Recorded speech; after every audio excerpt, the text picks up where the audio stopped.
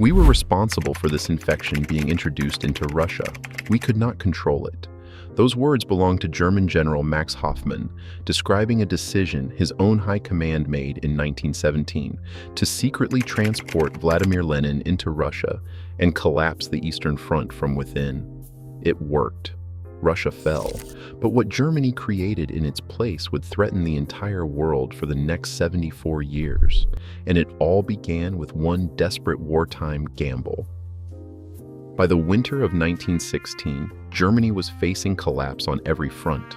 The British naval blockade had turned German cities into islands of hunger and disease, with nearly 700,000 civilians dead from malnutrition and epidemics. On the battlefields, 1 million German soldiers remained trapped in the east, unable to break the stalemate against Russian forces.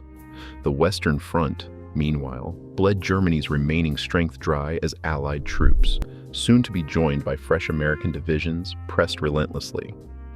General Erich Ludendorff, the Army's chief strategist, saw only one way out: force Russia to quit the war, free the Eastern armies, and gamble everything on a decisive blow in the West.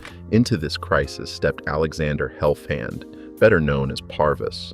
An exiled socialist with connections in both Berlin and revolutionary circles abroad, Parvus offered a radical proposal to the German General Staff. If Berlin provided financial support to the Bolsheviks, he argued, the resulting unrest could topple the Russian provisional government and deliver the separate peace Germany so desperately needed. Parvus's plan was ambitious and risky, but the alternative, continued attrition and starvation, seemed worse. Berlin's intelligence office, Abteilung 3B, was tasked with assessing the proposal.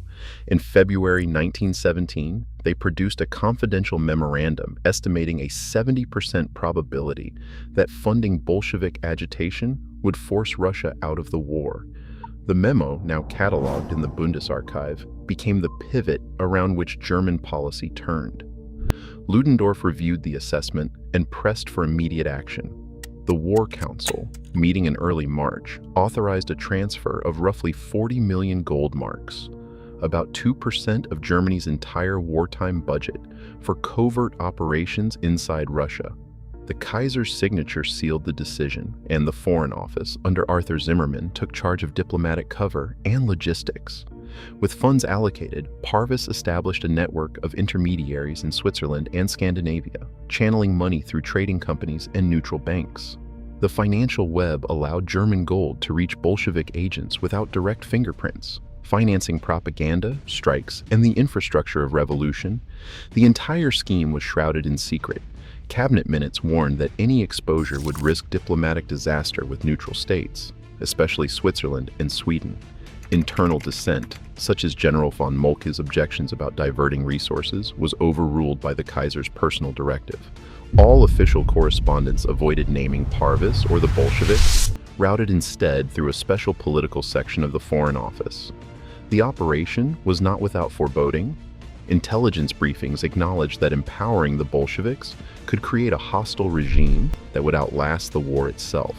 Yet the immediate military need, relief from the two-front struggle, overrode ideological caution.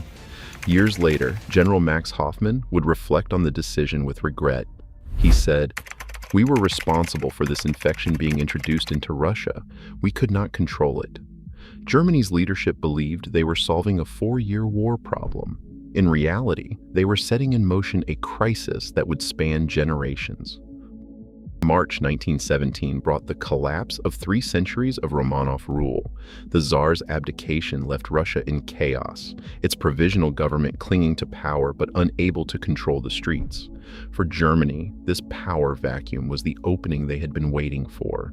Arthur Zimmerman, state secretary at the German Foreign Office, took charge of a plan that now moved from theory to action. The goal was clear: deliver Lenin, a revolutionary leader in exile, directly into the heart of Russia's unrest. Zimmerman's diplomatic notes set the operation in motion.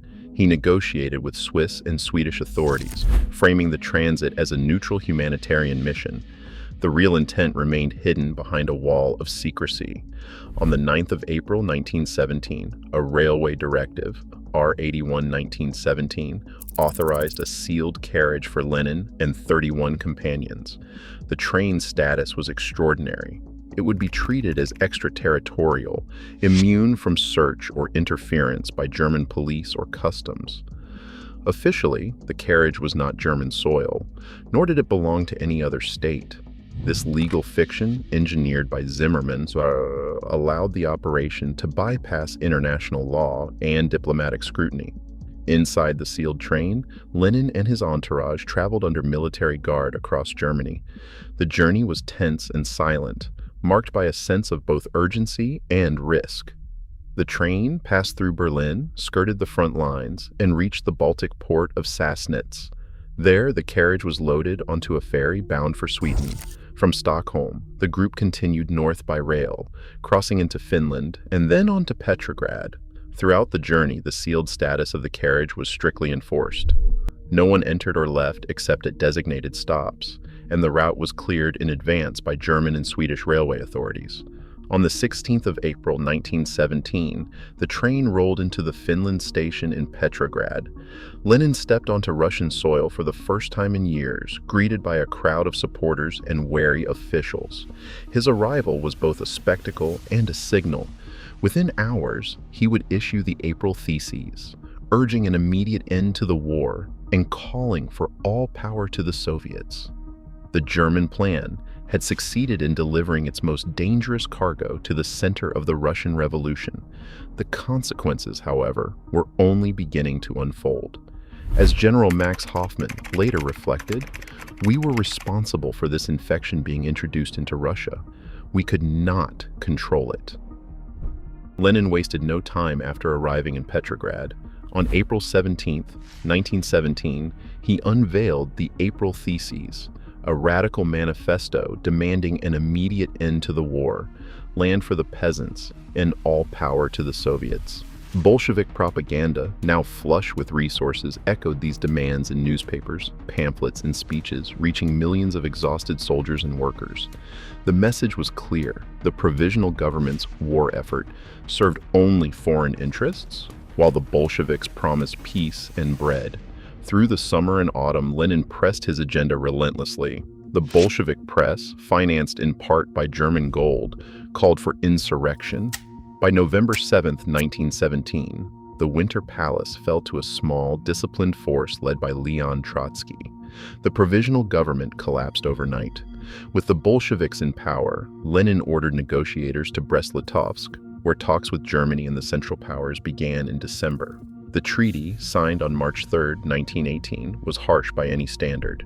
Russia surrendered vast territories: Ukraine, the Baltics, Belarus, and Poland, along with nearly half its industry and a third of its population. In exchange, the Bolsheviks secured the one thing Germany needed most: a separate peace. German military planners recorded that nearly 1 million soldiers, freed from the east, were redeployed to the Western Front. This was the payoff Berlin's strategists had chased from the start, a temporary solution to a grinding, unsustainable war. But the consequences were already slipping beyond anyone's control. General Max Hoffman, who helped oversee the Eastern Campaign, later reflected, "We were responsible for this infection being introduced into Russia. We could not control it." Germany's short-term victory had set the stage for a crisis that would shape the next 70 years of world history. On March 21, 1918, the German army launched Operation Michael, the opening move of the Spring Offensive. Nearly 1 million soldiers, many just released from the Eastern Front after the Russian surrender, surged west across the trenches. For a moment, it looked as if Germany's gamble had paid off. Allied lines buckled under the sudden weight of fresh divisions, but the promise of victory faded almost as quickly as it appeared. The rail network, already battered by years of war, failed to keep up with the advancing troops. Ammunition and food ran low. German units, exhausted from years of fighting in the east, found themselves stretched thin and vulnerable. Meanwhile, American troops began arriving in France at a rate of 10,000 per day.